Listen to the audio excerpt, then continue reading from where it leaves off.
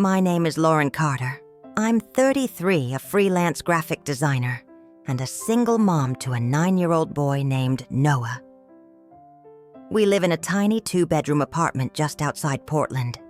Most days, it's just the two of us, me working at the kitchen table, Noah curled up on the carpet drawing superheroes. 2 years ago, I thought we were a normal family, me, my husband, Ian, our golden retriever, Max, and Noah. But one morning, everything changed. Ian zipped up his suitcase, looked at me with cold, flat eyes, and said, "I'm taking Max. You get Noah." Just like that, he walked out taking the dog, leaving me the kid, the one I always wanted. I never thought my marriage would end over a dog. But that morning, standing barefoot in the kitchen, hair a tangled mess, pajamas wrinkled from another sleepless night, I watched Ian zip up his suitcase like he was packing for a quick business trip. Only this time, he wasn't coming back. He didn't look at me with anger or grief. Just that blank, flat stare I had come to know so well. The stare that once, years ago, I mistook for stoic strength. He lifted his suitcase, slung his laptop bag over his shoulder, and said in the coldest, most casual voice, "I'm taking Max. You get Noah." That was it. No goodbye. No. We'll work something out. Just a simple division of assets, as if our golden retriever and our 9-year-old son were items on a list. Max, the dog we brought home together before Noah was born. The dog who slept at the foot of our bed and caught socks from the laundry basket with military precision, was his prize. Noah was my leftover. I stood there frozen. The fluorescent kitchen light buzzed softly above me, casting shadows across the unwashed dishes piled in the sink. I opened my mouth to say something. Anything but my voice caught in my throat. That's when I heard her. Mila, his mother. She was lurking by the front door wearing her pearl necklace and that same pressed navy cardigan she wore to church, the one that smelled faintly of lavender and old perfume. She let out a low chuckle. "At least the dog's trained," she said, her smirk curling like smoke from a dying candle. And they both laughed like Noah was some broken toy I now had to keep, while they walked off with the real prize. Like being a full-time mother in the middle of a collapsing marriage was the losing hand in a game I never asked to play. I remember the way my knees trembled, the blood rushing so loud in my ears, I could barely hear the squeak of Ian's suitcase wheels rolling across the tile. The silence between us felt thick, suffocating, broken only by Max's nails clicking behind him as he trotted loyally after his master, unaware he was leaving his boy forever. I didn't scream. I didn't cry. Not then. I just turned and picked up Noah's drawing off the counter. It was a simple crayon picture, 3 stick figures holding hands under a giant yellow sun. He drew them almost every week, me, him, and Ian, all smiling with Max at our feet, like a golden protector. I held that piece of paper so tightly, my knuckles burned. As Ian and Mila walked out the door, their laughter echoing down the hall, I walked straight past them. Because in the living room just beyond the kitchen, Noah was sitting cross-legged on the carpet, headphones on, humming softly to himself as he colored another picture. He didn't see the storm tearing our home apart, not yet. He looked up when I entered, his big brown eyes curious, oblivious, safe for one more moment. And right then, in the quiet, between my heartbreak and his innocence, I made a promise to myself. Let Ian take the dog. Let Mila think she won. I would take the kid. I wanted the kid. I would protect him from everything, especially from people who laughed at his pain. Because Ian thought leaving with Max would break me. But he didn't know he was leaving me with the only thing that ever mattered. Max wasn't just a dog. He was the first thing Ian and I ever built together that felt like family. We got him 3 years into our marriage, back when Ian still called me honey instead of hey, and when Saturday mornings meant long drives, out to nowhere with coffee and blueberry muffins balanced between us. I remember the day we brought Max home. He was this tiny golden fluff ball with paws too big for his body, stumbling around the living room like he'd been spun in circles. Ian laughed so hard that day. Real laughter, the kind that crinkled his eyes and softened his face into someone gentle, someone I thought I knew. Max licked the tears off my cheek when I giggled too hard to breathe. That night we let him sleep at the foot of our bed, curled in a tight little ball, snoring softly like a baby. When I found out I was pregnant with Noah, Max was the first one I told. I sat on the floor with my back against the kitchen cabinet, holding that little white stick with shaking hands, and Max pressed his nose against my knee and whined like he knew something big was coming. After Noah was born, Max appointed himself his guardian. He slept beside the crib every night, ears twitching at every tiny cry, as if he was listening for ghosts. When Noah took his first steps, Max followed him, room to room, head butting his legs, gently teaching him balance better than any walker could. Some nights when Ian worked late, I'd find Noah asleep on Max's belly in the living room, his tiny hand buried in Max's fur, his breathing rising and falling with Max's calm, steady rhythm.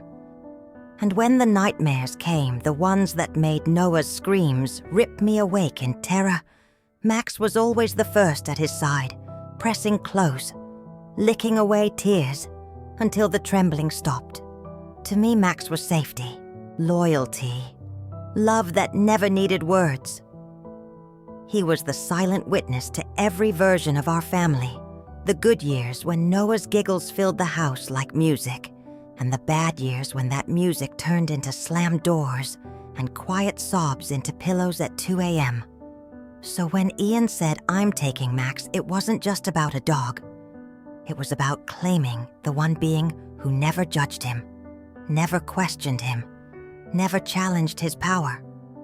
It was about taking away the creature that guarded me and Noah with his entire being. Because Ian knew I could survive his absence.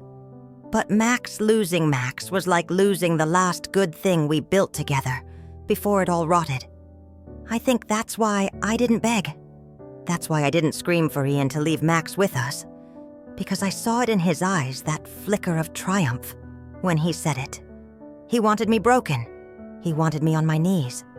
And I wouldn't give him that. So I stood in the kitchen watching Max trot loyally after him, out the door, suitcase wheels clacking down the steps, Mila's perfume trailing behind them like poison. I stood there and let them take the dog. Because while Ian took the protector, I still had the one thing Max loved most in the world. I still had Noah, and that was a battle Ian would never win. The silence after they left felt different.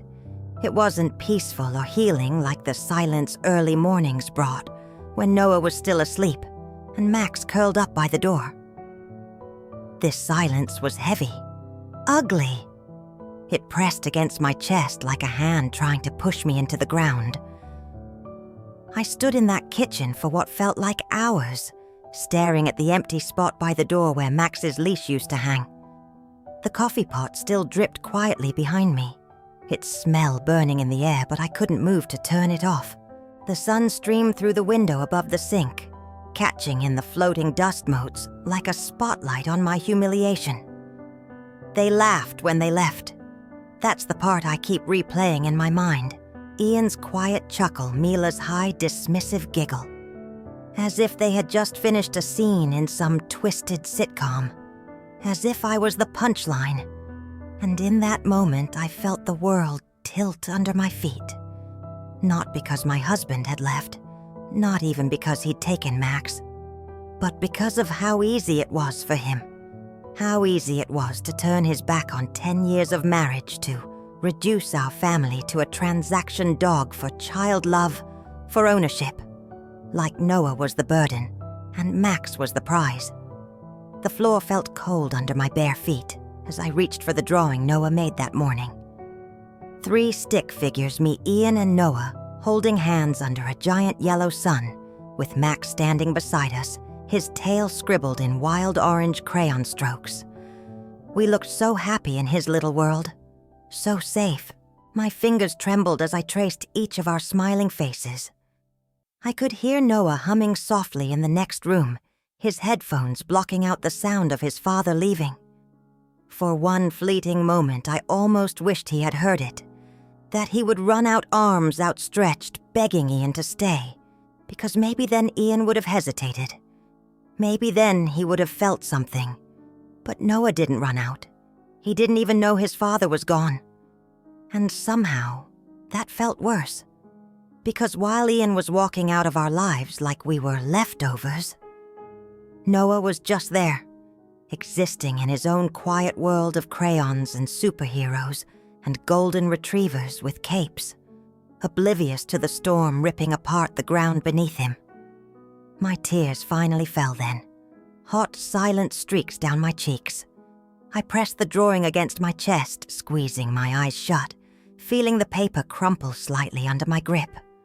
I wanted to scream, to curse Ian's name until my throat burned, to chase after him and pound my fists against his back until he turned around and really saw me for the first time in years. But instead I wiped my face with the back of my hand, took a shaky breath, and walked out of the kitchen. Because Noah was waiting, and he didn't need to see me break. Not today. He was sitting cross-legged on the carpet, red headphones, over his ears coloring in a picture of Max with a superhero cape. His small body rocked side to side as he hummed, completely unaware that his world had just split down the middle. I sank down beside him and rested my hand on his back, feeling the warmth of his little body through his thin cotton t-shirt. He looked up and smiled, his eyes glowing with the kind of light Ian could never touch. "Mommy," he said, pulling off his headphones, "look, Max is saving the city." And in that moment, something inside me snapped back into place. Not because I was okay, not because I was ready, but because I had to be. For him, I smiled and kissed his forehead. "He always did, baby," I whispered. "He always did." Noah didn't know his father had left for good that morning. To him, it was just another Saturday. Just another day to draw superheroes, saving the world, their capes, fluttering behind them like hope you could hold in your hands. He looked up at me with those big brown eyes so full of quiet curiosity. "Mommy, when will Daddy come play with us today?" he asked, pointing to his crayon drawing of Max, wearing a red cape and Ian standing beside him. I felt my throat tighten. The truth rose up like bile, bitter and choking, but I swallowed it back down. "I'm not sure, baby," I said softly, smoothing his messy hair away from his forehead. "Maybe not today." He blinked at me for a moment like he was processing words too big for his little mind to carry, then simply nodded and went back to coloring. Just like that. No tears, no questions, because that was Noah, quiet, observant, carrying his confusion inside like it was something he had to protect me from. Sometimes I wondered how much he really knew, how much he heard through the walls at night when Ian's voice cut through the silence like a blade. How often he saw me flinch when Ian's footsteps echoed down the hall. How many times he noticed the way my smile never quite reached my eyes anymore. One night, not long after Ian left, I found Noah lying awake in his bed, staring up at the glow-in-the-dark stars I'd stuck to his ceiling when he was 5. I crawled under the covers beside him, pulling his small body close, until I could feel his heartbeat steady against my chest. "Mommy," he whispered into the darkness, "do you think Max misses me?" My chest ached so sharply I thought it might split open. I kissed the top of his head, breathing in the faint scent of baby shampoo and crayons and something purely him. "Of course he does," I said. "He loves you so, so much." So, Noah was quiet for a long moment, his small hand gripping my wrist like an anchor. Then he asked, his voice so small, I almost didn't hear it. Do you think Daddy misses me too? That question broke something inside me I didn't know was still whole. I pulled back just enough to see his face in the dim light, his lashes casting tiny shadows on his cheeks. Your daddy. He loves you in his own way, I whispered. It was the closest to truth I could manage without destroying him. Without telling him that sometimes love isn't gentle or kind or worth holding on to. But Noah didn't press for more. He just nodded again, turned over and tucked his stuffed dinosaur under his chin. Within minutes, his breathing deepened, his body relaxing into sleep. I lay there beside him long after he drifted off, staring up at those glowing stars, feeling the weight of his innocence press down on me like gravity. He didn't deserve this. He didn't deserve to carry questions about whether he was loved, whether he was enough, whether he was too much or too little. Or somehow, the reason his world had broken apart. Noah wasn't the problem. He never was. He was the bright, beautiful piece of light that held my shattered pieces together. That night, I made him another promise, that no matter how hard this fight became, no matter what Ian said or did, Noah would never think he was the reason his father left. Because Ian didn't leave because of Noah. He left because of himself, because of who he was, because of what he wasn't. And Noah, he was everything good that Ian could never be. People always ask me if Ian ever hit me. Like that's the only measure of pain. Like if there were no bruises blooming purple down my arms, then what he did wasn't abuse. But the truth is, Ian never raised a hand to me. He didn't have to. His words were sharper than any fist could be. It started small, almost invisible. A sigh when I asked him to take out the trash. A roll of his eyes when I told him Noah had a fever, and I was scared. Little cuts so subtle I didn't even feel them at first. Until suddenly, I was covered in wounds. I couldn't see bleeding out pieces of myself I'd never get back. When Noah was 2, he fell and scraped his knee on the driveway. His sobs echoed through the house, shrill and panicked, as I ran to scoop him up. I remember holding his tiny body against my chest, kissing his tear-streaked cheeks, whispering, "It's okay, baby, I've got you." But Ian just stood there, in the doorway, arms crossed, face hard. "Don't coddle him," he said flatly. "Boys don't cry." That was the first time I felt something inside me recoil from him. Something small and silent that whispered, "This isn't right." But I ignored it, because I loved him, because I thought love meant forgiving, because every time I almost stood up for myself, he'd pull me back with a smile, a soft kiss on my forehead, a murmured apology into my hair. And just like that, the storm would pass until the next time. By the time Noah was 5, Ian controlled everything. The thermostat, the grocery list, the way I dressed, the way I parented. When Noah had nightmares and cried out for me, Ian would sigh loudly in the dark, annoyed, and roll over. I'd tiptoe out of bed, tuck Noah back in, stroke his hair until he fell asleep again. Some nights I stayed on his floor until dawn just to avoid Ian's heavy silence. He never screamed. He never cursed. He didn't have to. His power was quieter than that, more insidious. When I laughed too loudly at a joke on TV, he would glance at me and raise one eyebrow, and the sound would die in my throat. When Noah spilled juice on the carpet, Ian would sigh and say, "He's just like you, careless." One time he forgot to pick me up from work. I stood in the freezing rain for 2 hours before he finally pulled up. Window rolled down, a smirk on his lips. "You should have brought an umbrella," he said. I tried to joke, tried to keep it light, but he cut me off with a sharp, "Don't be so dramatic." That became his favorite phrase. "Don't be so dramatic." When I cried because Noah had a fever of 104, when I flinched at his sudden movements, when I asked him why he never smiled at me anymore. Little by little, he chipped away at me, and I let him. Because it was easier to keep the peace than to start a war I knew I'd lose.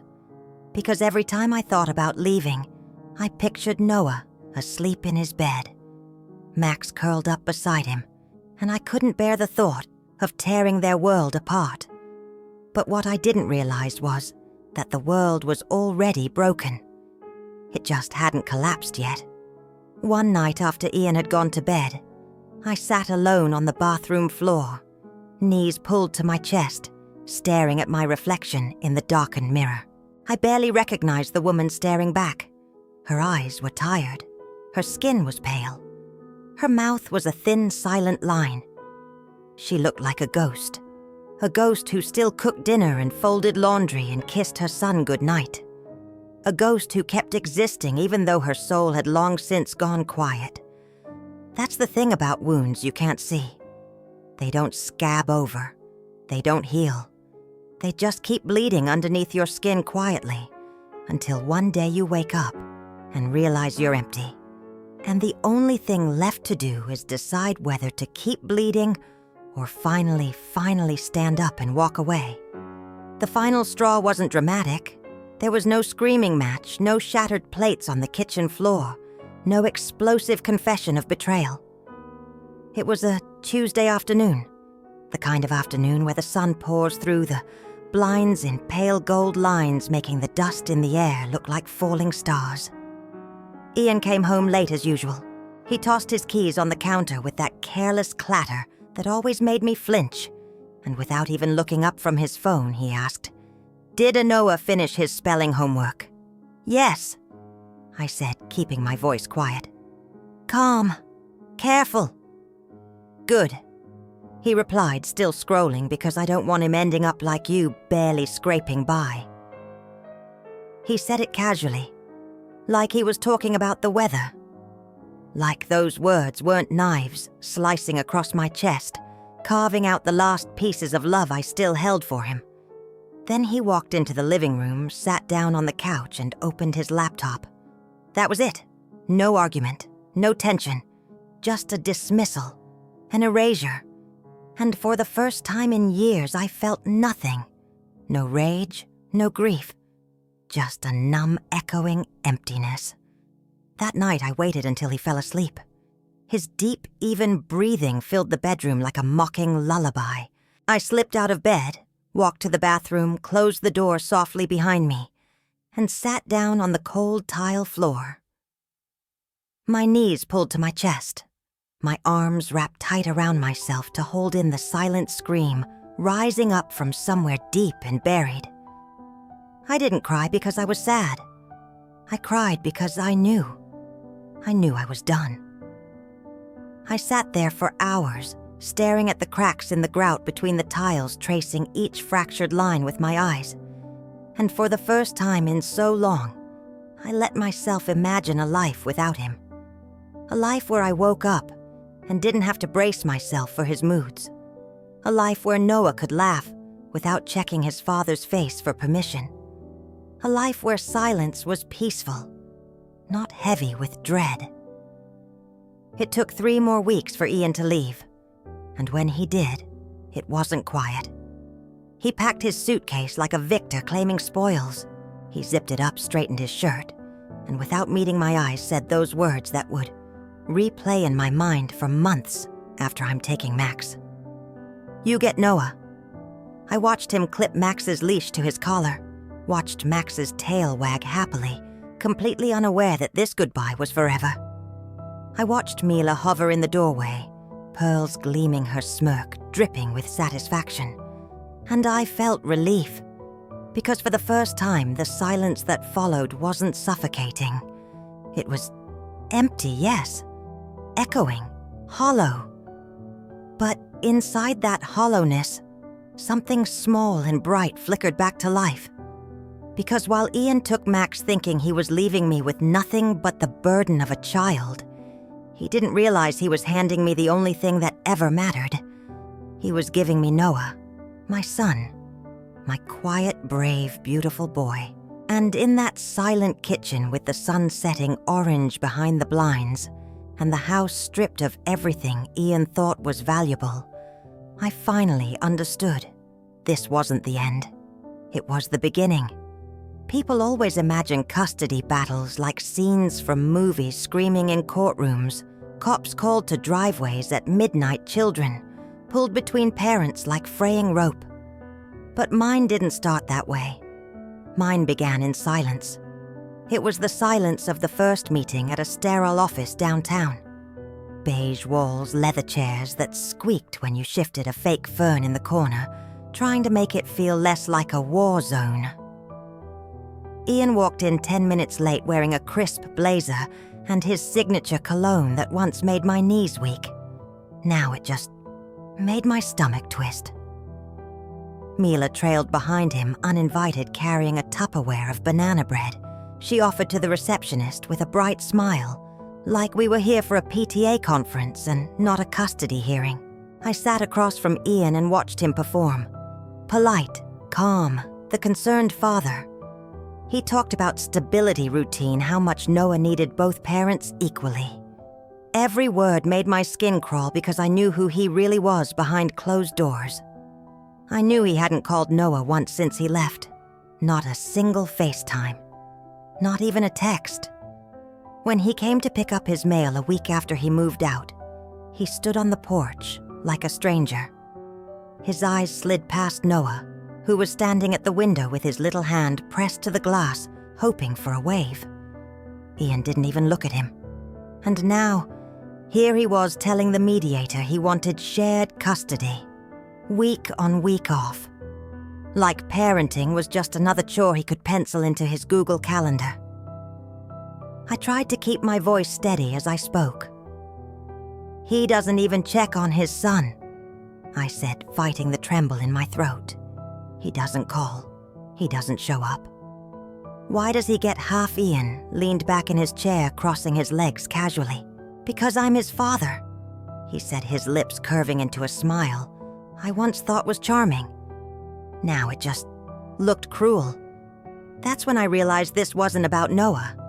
It was about control, about winning, about image. Because Ian didn't care about bedtime stories or scraped knees or the way Noah's hair smelled like summer after a day at the park.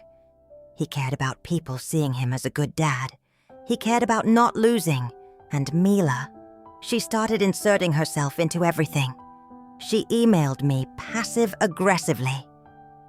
Just checking that Noah is eating enough vegetables. He's looking a bit puffy in that school photo. She showed up at school, drop-offs, waving to teachers with her perfect lipstick smile, handing Noah granola bars as if she were some benevolent grandmother and not the woman who watched me crumble without blinking. Noah started to change. He asked harder questions now. Why does Dad say you don't want me to see him? Did you tell him I'm scared at his house? Is it bad to cry when I miss Max? That last one gutted me, because Noah missed Max so much that he started drawing him into every family picture, only now. Max always stood between me and Noah like a golden protector shielding us from something he couldn't name. One night, Noah crawled into my bed, curled up against my chest, and whispered, "Dad told me not to tell you, but he says you cry too much. He says I'll be messed up if I live with you all the time." My heart cracked wide open. I didn't cry. I couldn't. I just held him tighter, pressing my lips to his hair, breathing in his warmth, silently promising him that I would fight, that I wouldn't let his father break him, the way he tried to break me. Because this wasn't just about custody anymore. This was about protecting Noah from the person who should have loved him the most and didn't know how. The court date was set for early spring. The cherry blossoms were blooming outside the courthouse that morning, pale pink petals drifting through the air like a silent snowfall. It should have been beautiful, but all I felt was dread. I woke up before dawn. I lay in bed for a long time, staring at the ceiling, listening to Noah's soft breathing in his room down the hall. part of me wanted to crawl into bed with him to hold him tight and breathe in his little boy's smell, that mix of soap and sleep and something purely him. But I didn't want to wake him. I needed him rested. Today was going to be hard enough. I made coffee I couldn't drink. My hands were shaking too badly to hold the mug. Instead, I sat at the kitchen table in my navy dress and flats, staring at the file folder Denise, my lawyer, had given me. Inside were all the documents we'd compiled over the past 6 months. Screenshots of texts, copies of emails, journals full of dates and quotes and quiet heartbreak. Evidence. That word felt so heavy. Because how do you prove the kind of damage that doesn't leave bruises? How do you prove the subtle, poisonous erosion of a child's spirit? I thought about the night Noah showed me Ian's texts. I'd gone to check on him before bed, and I found him sitting up in the dark, the glow of his tablet lighting up his pale, stricken face. His eyes were wide and glassy, and his hands were shaking as he held the screen out to me. "Mom," he whispered.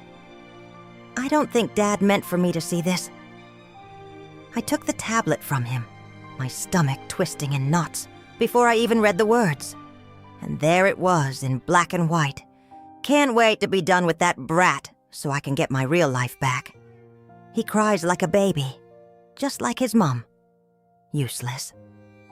I scrolled through message after message, bile rising in my throat with every line. There were others too. Messages to his new girlfriend, bragging about how he'd fixed Noah once he got more custody. Calling him soft, calling me crazy. Laughing about how easy it was to make me doubt myself. I looked at Noah sitting there so small, knees pulled to his chest under his dinosaur blanket. His eyes searched my face, desperate for some explanation that would make this make sense. "Is it my fault he doesn't want me?" he asked, his voice breaking on the last word. Something inside me snapped in that moment. Not in anger, not in despair, but in clarity. "No," I said, my voice firm, despite the tears burning behind my eyes. "No, baby. You are not the problem. You are perfect. He's the broken one." That night I printed every single screenshot. I labeled them by date. I backed them up on a flash drive. And the next morning I called Denise. She was silent as I read some of the messages over the phone. When I finished, her voice was tight. "This is big," she said. "This changes everything. But are you sure you want Noah to speak in court?" I hesitated. The idea of putting him on the stand made my stomach twist. He was only 9. I didn't want him tangled in legal jargon and cross-examinations and cold-eyed attorneys questioning his pain. But then I remembered something he'd said to me after Ian left. "You always tell me to speak up when something's not right." Is this one of those times I sat him down at the kitchen table that evening, poured him a glass of juice, and slid the papers aside? He looked up at me with those solemn brown eyes so much older than his years. "Noah," I said gently, "you don't have to talk to the judge if you don't want to. But if you do, if you want him to know how you feel, I will be there the whole time." He was quiet for a long moment, staring into his juice like it held the answer. Then he nodded. "Can I show him what Dad wrote?" he asked.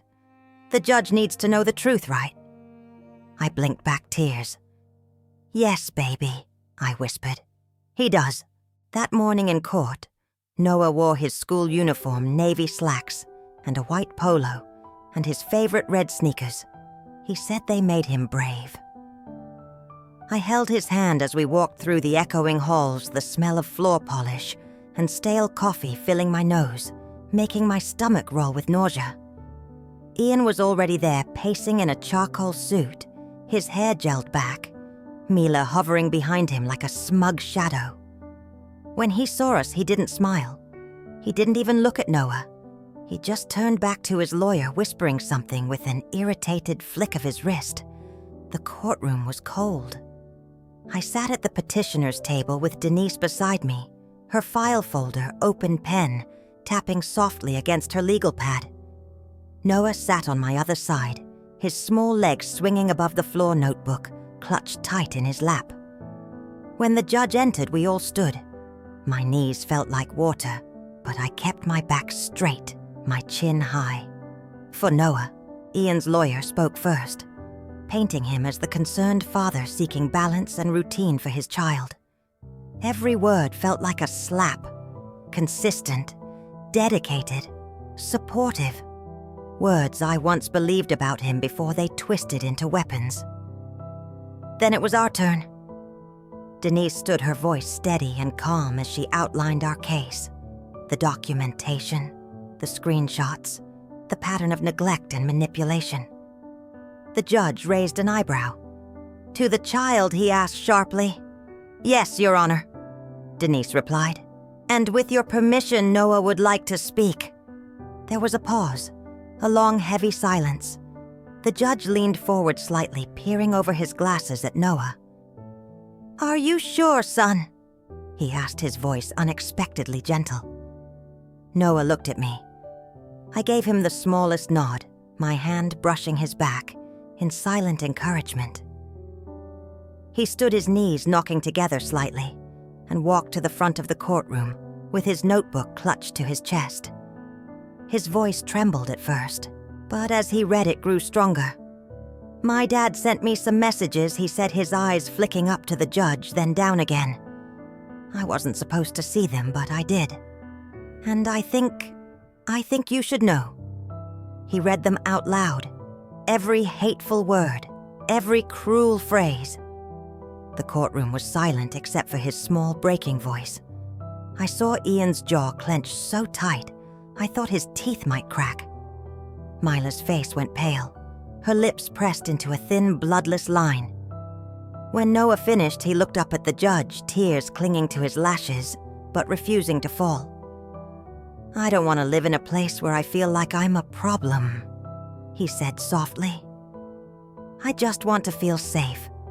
My heart shattered and healed in the same breath, because my son, my quiet, gentle, brave boy, had just spoken the truth out loud in front of everyone. And for the first time, the people in power had no choice but to listen. The courtroom was silent after Noah finished speaking, silent in that heavy, suffocating way, like the world itself was holding its breath. The judge folded his hands on the bench and looked down at Noah with eyes that softened just for a moment. "Thank you," he said quietly. "That was very brave." Noah nodded, clutching his notebook against his chest like a shield. His red sneakers peeked out under the hem of his pants, bright and defiant against the dull gray carpet.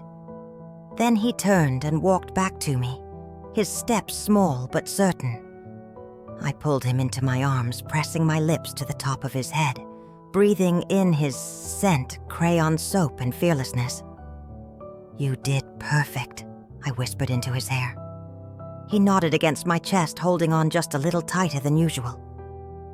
The judge cleared his throat and looked directly at Ian. "Mr. Carter," he said, his voice sharp now, cold in a way that made the hairs on my arms stand up. "Do you have any explanation for these messages?" Ian shifted in his seat. His lawyer leaned toward him, whispering urgently, but he ignored her. His jaw worked furiously, the vein in his temple pulsing like a warning. Finally, he opened his mouth to speak, but no words came out. Just a low, strangled sound, half growl, half sigh. His lawyer rose quickly, flustered. "Your Honor, we request a brief recess." To the judge, cut her off with a raised hand. "No," he said firmly, his gaze never leaving Ian. "I've seen enough." He sat back in his chair, tapping his pen against the file before him, eyes scanning the pages one last time. "This court's responsibility," he began, his voice echoing through the hushed room, "is to act in the child's best interest. Based on the documentation submitted, the testimony of the minor, and the pattern of behavior demonstrated by Mr. Carter, I am awarding full physical and legal custody to Miss Carter." I felt my breath leave my body in a rush like I'd been underwater for years, and finally broke the surface. I didn't cry. Not there. Not then. I just closed my eyes and let the quiet relief wash over me, filling every empty, aching space inside. Ian sat frozen, staring down at the table. His fists clenched so tightly his knuckles gleamed white. Mila stood abruptly from the gallery, her pearls swinging against her chest. Her mouth twisted in a bitter, silent snarl as she grabbed her purse and stalked out of the courtroom without a word. Visitation, the judge continued, will be supervised until such time as Mr. Carter can demonstrate the capacity to act in his son's emotional and physical best interests. Denise squeezed my hand under the table. I turned to look at her, and for the first time since this battle began, I saw her smile. Noah tugged on my sleeve. I looked down, and he was grinning up at me, eyes bright with exhausted relief. "Mom," he whispered, "can we get pancakes now?" I laughed, a sound that felt foreign and warm in my chest. "Absolutely," I said. Outside the courthouse, the sun was high and bright. The cherry blossoms fluttered in the breeze, falling around us like confetti thrown in celebration. Noah held my hand tightly as we walked down the wide stone steps, each one feeling lighter than the last. We didn't talk about the hearing on the way home. Noah rolled down his window, letting the wind rush through his hair. His eyes closed, a small smile playing on his lips. He looked so peaceful, so free. We stopped at a small diner near our apartment. He ordered pancakes with chocolate chips and extra whipped cream. I got coffee. I didn't drink, just sat there watching him, shovel mouthful after mouthful of syrupy sweetness into his mouth, humming softly with every bite. "Did I do okay?" he asked, mid-bite eyes wide with hope. I reached across the table and cupped his cheek, feeling the softness of his skin, the strength in his little jaw. "You did better than okay," I said. "You told the truth. That's the bravest thing anyone can do." He smiled, cheeks stuffed with pancake, and went back to eating like it was just another Saturday morning. Like he hadn't just changed both our lives forever. And in that moment, I realized he was stronger than I ever was, stronger than Ian could ever be, stronger than anyone who ever tried to break him. Because my son didn't just survive. He stood up, he spoke, and he won. 2 weeks after the court ruling, the final documents arrived in the mail. Cream-colored envelopes stamped with the county seal. I held them in my hands, feeling the weight of freedom pressed into paper. Full custody granted to me. Supervised visitation only for Ian, pending a family therapist's evaluation and ongoing monitoring, which meant he wouldn't be seeing Noah for a long time. Maybe not at all, unless he changed. And he didn't. Within a month, Ian disappeared from our lives almost overnight. No calls. No texts, no appeals. Mila didn't reach out either. The last we heard, he'd moved in with someone new across the state, starting fresh, like none of this ever happened. At first, I kept waiting for the other shoe to drop, for an angry email, a court summons. Some whispered threat that would pull me back into that darkness, but it never came. And in that silence, something incredible started happening. Noah came back to life. He started drawing again, not just superheroes, but entire comic strips, bold and colorful. One day he brought me a picture of me wearing a bright purple cape, holding a frying pan in one hand and a giant waffle in the other. "You're Waffle Woman," he said proudly. "You saved the day with breakfast and hugs and truth." I hung it on the fridge like it belonged in a gallery. He began sleeping through the night again. No more creeping into my room at 2 a.m. with nightmares. He laughed more. He asked questions again about planets and sharks and whether dinosaurs had belly buttons. His eyes lit up with every new curiosity. And me, I started breathing again. Real full breaths. I took on new freelance clients. I painted Noah's room, light green, strung little star-shaped lights across the ceiling so the night would feel less dark. I signed him up for soccer, piano lessons, small ordinary joys I couldn't afford, when every dollar went to legal fees and therapy. Sometimes when he was asleep, I would stand in his doorway just to watch his chest rise and fall. Just to remind myself he was safe, that we both were. People sometimes ask me if I hate Ian, if I'd ever take him back to court if he showed up again. The truth is, I don't hate him. I don't have space for that anymore. What I feel is sadness for the father Noah could have had, but never did. For the man who could have been someone's safe place and chose power instead. But I don't carry his weight anymore. I stopped the day Noah stood up for himself and spoke the truth. Now our